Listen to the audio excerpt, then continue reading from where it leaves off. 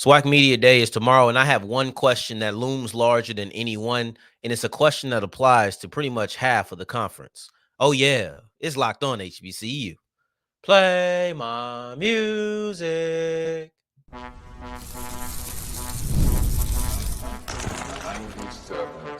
You are Locked On HBCU, your daily podcast covering HBCU sports. Part of the Locked On Podcast Network, your team every day. What's going on, family? Welcome back to another episode of the Locked On HBCU Podcast, your number one daily one-stop shop for everything HBCU athletics, Monday through Friday, part of the Locked On Podcast Network, your team every day. And I, of course, am Darian Gray, a.k.a. the Mouth of the South, Texas Southern alum and former TSU Herald Sports editor and current contributing writer at USA Today's Saints Wire. Thank you for going on this journey with me. Make a Locked On HBCU your first listen of the day every day. And remember, just because the mic cuts off does not mean that the journey is over. Just means it's time to follow me on Twitter at South Exclusives. Starts with an S and ends with an S. Today's episode is brought to you by Gametime. Download the Gametime app, create an account, and use the code LOCKEDONCollege to get $20 off your first purchase. As you can see on the screen, we'll wrap up today's episode with a look at Fisk University hiring a new men's basketball coach. Does he step in the big shoes, small shoes? I don't know. Depends on how you look at it, and I'll break down each perspective on that. The HBCU Swingman Classic, I have a couple of takeaways, and then I have three players of the game, but we kick it off with the SWAC Media Day preview. I wanted to give this to you on a Monday, because if I gave it to you on Wednesday morning, right? Say I dropped my episode at 5 a.m. Tuesday morning. The SWAC Media Day, I think, starts like at 10 or something. That would only give you 5 hours to get a real preview. Yes, you could watch the SWAC Media Day and then come back to this, but I wanted to give you a large amount of time to watch this prior to the event so that maybe you could look for the same things that I'm looking for. Because what if you come back and watch this after and you're like, oh, dang, I should have looked for that. You're not going to go back and watch every single press conference from that day. It's very unlikely. So I thought that this was the best time, and I would do the same thing with the MEAC Media Day next week. I'll do something of the sorts. I may still do a Tuesday episode, or excuse me, a Tuesday segment about SWAC Media Day. I'm just not sure. I wanted to give you this today, though. And I have one question. Who's going to be playing quarterback? There's so many teams that I don't have that answer for concrete. There's so many teams from things I saw and things that I've heard that do not have the answer to that question. And I'll be honest with you. I used to love media days. They used to be so interesting to me. And then I went through a couple of them, and I realized that they're not that interesting. They're not that fascinating. What they are a lot of times is T-ball, right? Like you can show good things in T-ball, but it's right there for you. And you know what's going, it almost feels like a script. So when I started realizing that, I had to branch out and find different ways to find value in this event. Shout out my brother Blue Bloods, because I think he does a phenomenal job. I hope that he's at SWAC Media Day, because what he does is he gets a lot of interviews and he puts them out. And there you get to find something a little bit more interesting. Now listen, I ain't never been shamed of liking some drama, but I ain't trying to be messy. I don't want dirt. I don't want messiness. I don't want those kind of things out of my coaches. But what I do like about the individual interviews, as opposed to just the standard Jay and Tiffany up there on the stage, is it doesn't feel like a script when you get somebody who isn't a part of ESPN. When you get ESPN, it feels like everybody knows exactly what's coming. We know exactly what the answer is going to be. Everything is well put together. Nothing I didn't see coming. I don't need you to be like, I don't need a sound bite. I don't need a sound bite, but sometimes not knowing everything that's on the way produces a more genuine reaction. So I really do appreciate that. And a lot of that is also dependent on the perspective, or excuse me, the personality of the coach. But one question that is still a bit of a lob and may or may not be answered is who's playing quarterback. There's 12 teams who are going to be there. There are 2 schools who will be represented by their quarterback. You have Andrew Body out of Alabama State. You have Miles Crawley out of Grambling State. Now, I'll look at Crawley first because we've talked about him before. So I want to kind of briefly recap what we have said. I was always surprised that Crawley was in a quarterback battle because I just didn't think the new staff would feel the need to test him further. They did. Okay, that's fine. his inclusion in SWAC Media Day to me, because of the way that I would operate, this is my criteria. The way that I would operate, I would not send a quarterback up there who I was unsure if he would be my week 1 starter. So because I would do this, I'm going to, and I could be wrong. Everybody don't move like me. That's understandable. We all have different ways that we operate and handle situations. But to me, this is a sign that Miles Crawley will be the week 1 starter for Grambling. And then you have Andrew Body, who he's not new to this. It's a new school for him. But when he was at Texas Southern, he's been their representative for the last 2 years. As a freshman, he didn't represent them, but he also didn't start the year. But as a sophomore and a junior, he was the day 1, week 1 starter, and he was the representative for the school at SWAC Media Day. So when you see this, I don't think that going from TSU to Alabama State is going to be too much of a difference. He'll probably be asked about the new system or some crap like that, but he's expecting it. He's expecting to hear questions about the move. So that's still the T-ball, easy lob. We know it's here for you, right? But I think that as far as being a leader, both Crawley and Body are well set up for that. Let me be very clear. There's 12 teams in the SWAC. 2 teams have been represented by their quarterback. That does not mean that all of the other 10 have quarterback questions. I'll use Alabama A&M, right? I know they believe in a rollover. I think I was talking to G. I keep forgetting what questions and what conversations we had on air on that specific day, but I think that was a part of our State of the Quarterback about 2 weeks ago in segment 3 of his episode on a Friday. I know it was a Friday though. But I think we talked about how Alabama A&M likes their quarterback. They want to roll that over. Donovan Eaglin, however, is the representative for that school. That makes sense. That's what it's going to be. That's what you should expect it to be. For example, to take it over to the MEAC, if Mookie Collier was still around, I'm sure that he probably, well, I don't know, they really like Walker Harris, so this may be a difference. But I'll just keep it at Alabama State. Alabama A&M, excuse me. Eaglin is the heartbeat of that offense. Whether or not they want to roll over, whether or not they want to get a new quarterback, that is the heartbeat of the offense. So Eaglin's presence doesn't speak anything when talking about Alabama A&M's quarterback situation. However, I will use the 10 remaining teams because it's an even number and I can do percentages very easily with 10. I can hear the question, who's going to be your starting quarterback 10 times? 70% of those coaches, 7 out of the 10 teams, could say, we don't know yet. We're unsure. We're taking it down to the wire. We got a couple of guys competing. I like our options in the room. Or even better yet, we might not even decide by week 1. Some of that is true. Some of that is not true. Some of that is just posturing. I don't understand the posturing, to be honest, because the majority of you are not playing an in-conference opponent. The majority of you are not playing a game. A lot of y'all ain't playing games that you can't tell who your quarterback's going to be, but whatever. Coaches want to keep, things speculative. They want to keep things a mystery. That's fine. Whatever. That's prerogative. The majority of teams, if posed that question, they'll just give me the coach speak that I referenced. But all I need is one. If I get one, say Raymond Woody announces Bethune-Cookman starting quarterback. Let's say that FAMU narrows it down and says that these are the final guys fighting. I can guarantee you on that Wednesday after SWAC Media Day, that will be the lead topic. I can guarantee you that. If for some reason they surprise me and 5 teams announce that, I'll be eating for a couple of days off of these 5 teams who have announced who their starting quarterback could be, because this is the type of insight that I'm looking for in SWAC Media Day that we don't always get, but I will always remain being in search of. Now, as you push forward on tomorrow's episode, I may get something.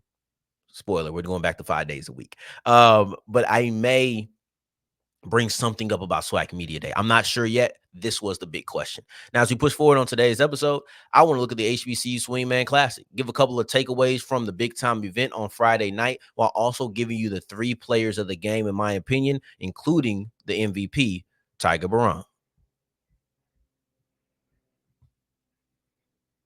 Today's episode is brought to you by eBay Motors. Now, if you have anything wrong with your car, maybe you're going to the mechanic, you need them to replace something, go to ebaymotors.com first, because that is the place that is going to get you the best price and match it with high quality on what you need for your car. I know that sometimes folks either want you to pay an arm and a leg to get good quality, or they say pay this low price and it's cheap quality.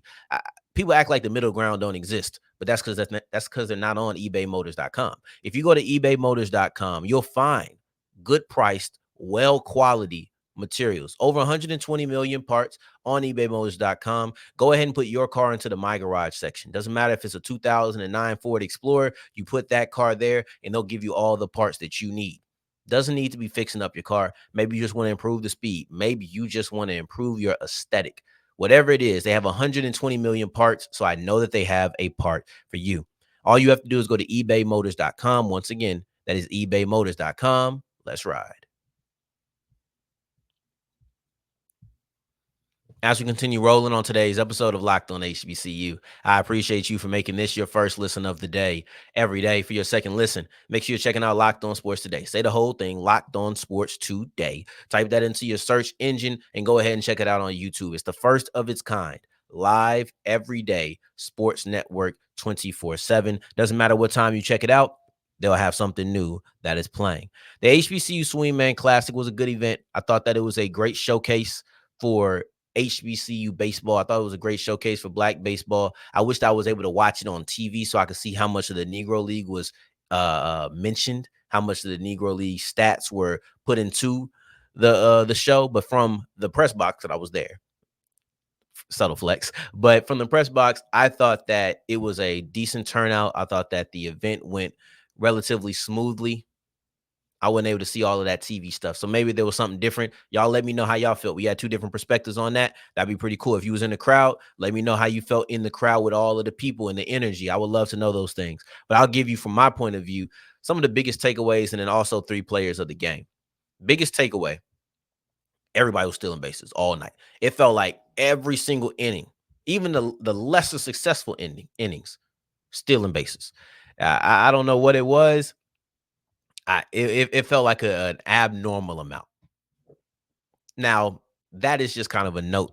But one thing that I think was a takeaway of note, what that felt like a small note, but one thing that I felt like was a takeaway of importance, let's use different words to make it clear, is the pitchers really struggled early. And I don't just mean in the first inning, because there were so many pitchers, you had to keep having rotations and rotations and rotations. I can imagine how that would mess up your rhythm.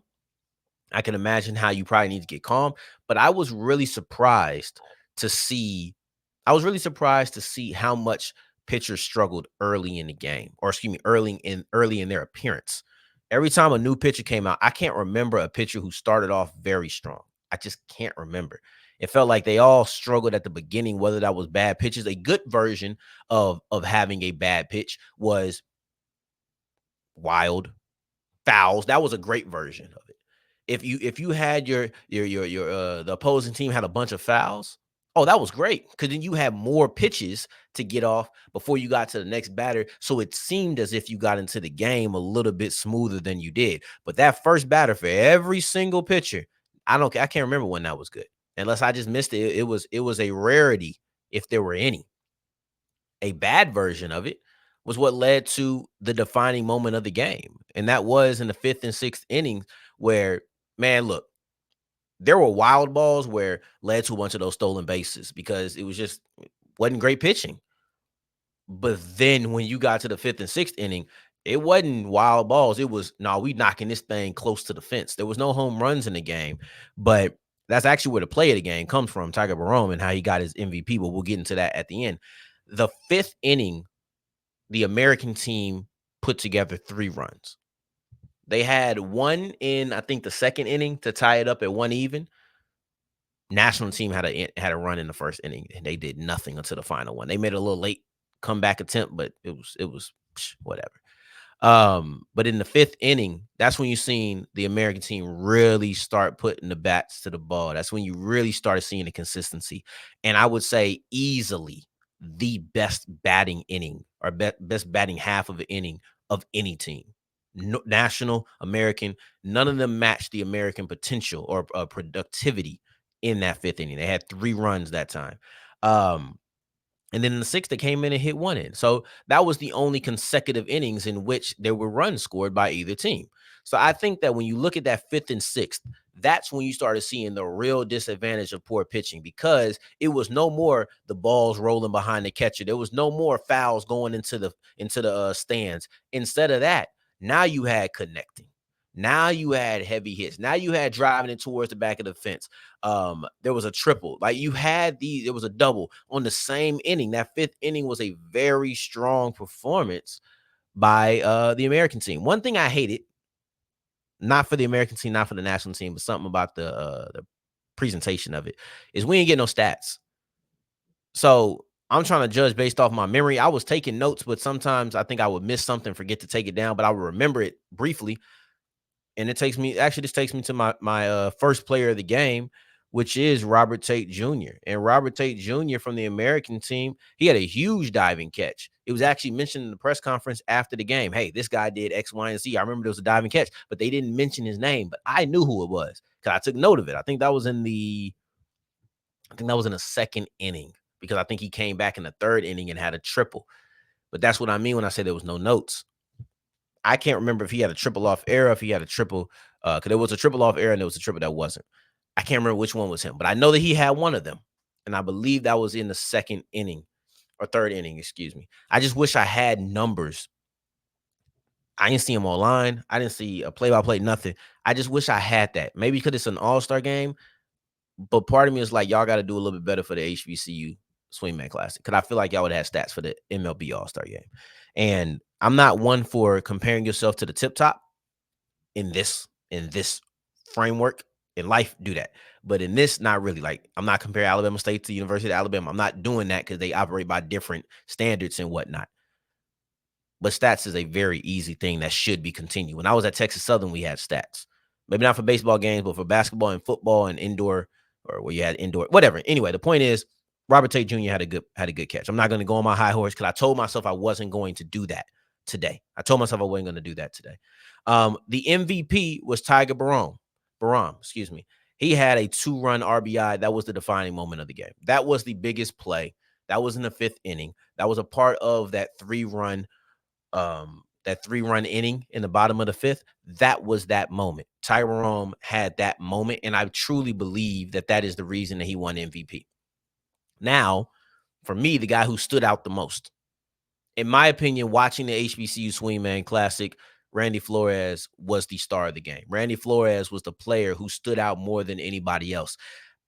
As admitted, we don't have the stats, so I can't confirm this, but I believe he had 4, maybe 5 at-bats, and he was the most consistent, and he was the most impactful hitter in the game.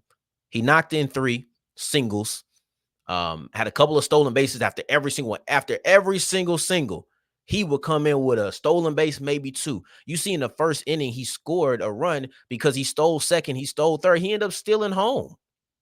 Randy Flores, for me, was the star of the game. Randy Flores was the guy, when he went up to bat, I expected him to make impact. Randy Flores was the guy who I watched and said, who's that? Let me look again. That's 2. That's 2 again. Okay, 2 national again. That was Randy Flores. Now, beyond that, right? I actually want to break down a couple of his bats, because he went through he split each time. First hit between first and second. Second hit between second and third. Then third, he had it between first and second again, but this time he was on the green. He didn't make it to the dirt. So, like, to me, you seen the variety in his shots. None of his shots looked the same. None of his hits, looked the same. So for me, that was the thing that I was most impressed by. Throw the stats aside, because we don't have specific stats. I don't care if it was 3 or 4. I don't care if it was 3 or 5. I remember he knocked in 3 and they were all impactful. Then he had a nice leaping grab in the infield in another inning. This guy, to me, was the most productive and the most eye-opening player on the field that night. Now, as we push forward, let's look at Fisk men's basketball, because they have a new head coach, and I want to look into Jeremiah Crutcher. And is he filling big shoes, small shoes? I don't know. Let's get into that as we continue with Locked On HBCU.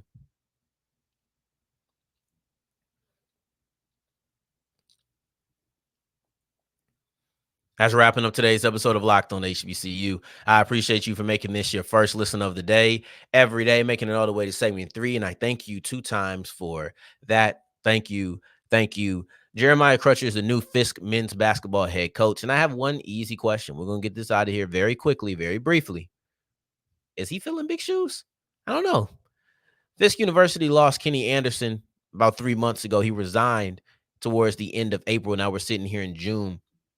Or excuse me, in July. I thought July was a late time to make a hire. It was 3 months. It was a lengthy process. You could tell that for sure. I thought that 3 months was a long time, but then I realized Kenny Anderson was selected in September. So that's still a couple of months earlier. So then Anderson was selected. And it's appropriate that we start with a little bit of a comparison because I'm looking at who Kenny Anderson was versus what he did. And who he was much greater than what he accomplished to me. When you look at who Kenny Anderson was, you're looking at an NBA All-Star. You're looking at a player who came in with 10 years, over a decade of NBA career experience, right? I think it was like 13, 14 years that he played in the league. Then he went overseas for a second. So when you're looking at who he is, Jeremiah Crutcher isn't that. Name recognition is not that. But as far as success, I don't know if those shoes are too big, right? And that should be what's the priority when having this discussion. But I understand that sometimes name recognition can help when you come to recruiting, and it can help with the brand. Like having a former NBA player as your head coach can help with the brand and how you're viewed by others. Because there's a player who might say, look, I understand that they haven't had a great season, but that's Kenny Anderson. That's a former NBA player. I can get some sort of experience from him that I couldn't have gotten elsewhere. So maybe shoes aren't even the right word, but that's what I'm gonna use in that sense, living up to the name recognition. Maybe there's big shoes. So now you got to win. They didn't really win. They had 2 winning seasons in 6 years under Kenny Anderson. One was 5-8, his second year at the school, and then last year, or 5-4, second year at the school. This year it was 10-8, second year at the school. Last year at the school, excuse me. And I'm only going based off of conference record. So in his second year, Kenny Anderson had a 5-4 conference record. And his last year, he had a 10-8 conference record. Those are his 2 winning seasons. 2 winning seasons in 6 years is not big shoes. Kenny Anderson, the name, big shoes.